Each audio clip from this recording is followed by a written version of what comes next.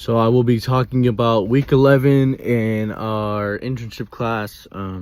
This was by far, like nailed it for me, was the use of force. It was so interesting hearing all about this and like what they really use force for, and like what force is, what physical force is, what deadly force is. This one really like nailed it for me. I really love this. Was my favorite one, and then it was like probably the jail one, and then SWAT. But it was my favorite because I will add a clip of me and you will see why it was my favorite. But they kind of just explained all the levels of force that can be used. There's deadly force, which is high. And the definitions were force with substantial risk of bodily injury or death. And for example, that'd be a firearm. The next one was non-deadly, intermediate force, moderate force. OC, pepper spray, taser, impact weapons, batons and strikes. K9, which could really lower down the risk of somebody dying. And then there's non-deadly, low, and there's command presence, verbal commands, de-escalation, control techniques. He really talked about de-escalation a lot. He really like made us like know that de-escalation is the number one thing that they use. And he showed us a video right after that where there was an officer doing a traffic infraction stop because the tags were expired. And he went up to the car and like, hey, registration, insurance, and license, please.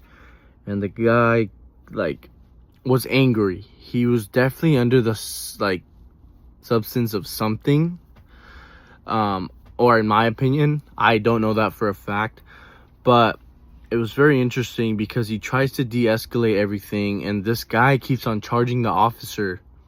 And after like one or two charges at the officer hits him with his baton, and the guy goes back and loads his AR and opens fire on the officer in the middle of like, I think it was like a highway. I want to say like a Mount Baker highway type of thing.